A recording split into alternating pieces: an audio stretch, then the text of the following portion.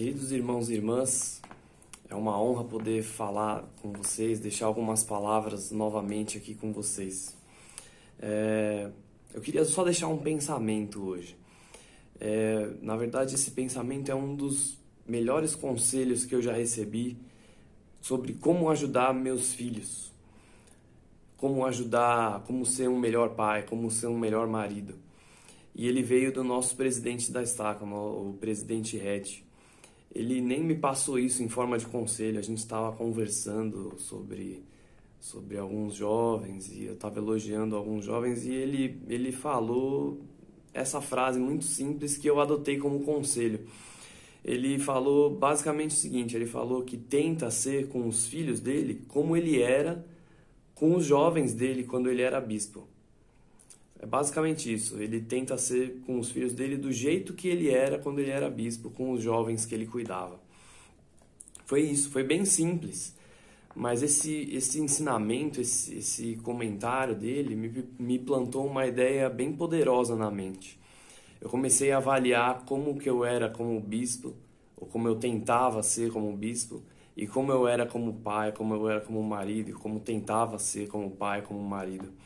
E eu percebi algumas discrepâncias um pouco perturbantes, né? Eu, como pai, muitas vezes eu ficava chateado, eu agia de forma chateada quando um filho meu fazia alguma coisa errada. Talvez o nível da minha chateação, eu não sei explicar muito bem, mas eu ficava chateado porque talvez fosse algum sentimento de que talvez eu tinha falhado como pai. Não sei, talvez eu tivesse pensando que uma escolha ruim do meu filho significasse que eu não estava fazendo alguma coisa certa, ou que eu estava falhando de alguma forma.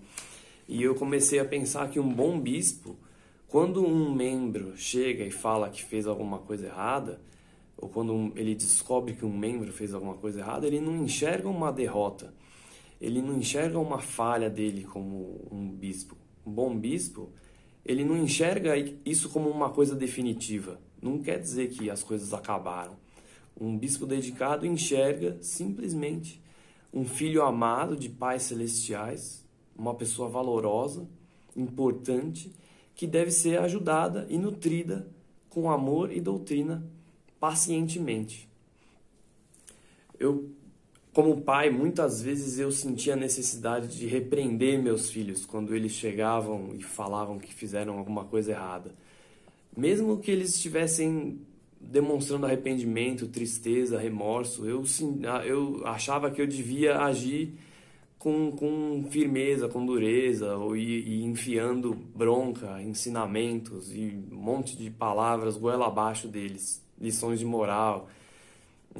Um exemplo, quando um filho meu vinha e me falava uma coisa errada que ele fez, mesmo que ele estivesse triste, mesmo que ele estivesse arrependido, o meu primeiro impulso era dar um castigo, dar uma punição e perguntar alguma coisa do tipo que todo mundo já ouviu quando foi filho, tipo, por que você fez isso? Quantas vezes já falei para não fazer isso? Um bispo dedicado, por outro lado, quando alguém tem a coragem de confessar um pecado, quando alguém tem a coragem de chegar para ele e pedir ajuda, o primeiro impulso do bispo não é punir, não é enfiar um monte de lição de moral goela abaixo da pessoa. O primeiro impulso do bispo é agradecer. Ele aprecia e elogia a coragem que a pessoa teve de ter confessado um pecado, de pedir ajuda. Ele elogia o desejo de mudar da pessoa. Ela foi confessar, ela saiu da zona de conforto dela e ela teve o desejo de mudar. E o bom bispo consegue reconhecer e apreciar isso, e dar valor para isso. O bom bispo ouve essa pessoa sem julgar. Ele não fica colocando palavras no relato da pessoa. Então você fez isso porque você... Um bispo não faz isso. Um bispo dedicado ouve sem julgar. Ele ouve com o coração aberto, com a mente aberta. Ele tenta fazer com que a pessoa se sinta à vontade para falar sobre assuntos desconfortáveis. O bom bispo sabe muito bem a diferença entre obra acabada, que é quando não existe mais possibilidade de mudar, e uma obra em andamento. eu percebi que como pai, como marido, eu muitas vezes encarava as pessoas, quando faziam alguma coisa fora do que eu considerava certo, como obra acabada, como uma coisa definitiva, mas eu estava muito errado. Eram obras em andamento, eram pessoas maravilhosas que tinham toda a possibilidade de mudar, que estavam aprendendo assim como eu, que erravam assim como eu, e que mudavam, estavam mudando para melhor, assim como eu. Eu acabei percebendo que eu mesmo precisava me arrepender no meio do caminho de muitas outras coisas que a minha esposa e meus filhos sabiam que eu precisava mudar, mas confiavam silenciosamente que eu ia entender e que eu ia aprender e que eu ia mudar. O bom bispo também não se ofende com facilidade.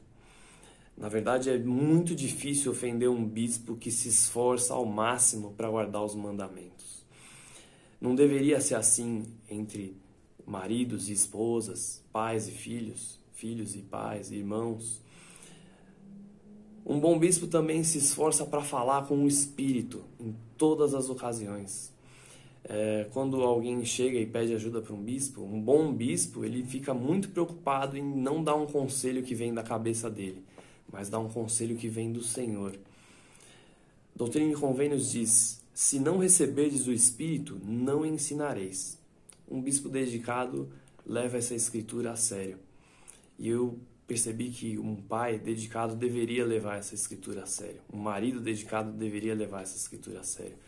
Eu lembrei do Amulek que a gente estudou recentemente essa semana, quando os advogados perguntaram: você vai responder as perguntas que nós fizemos? E os advogados estavam tentando achar alguma palavra para condenar o Amulek.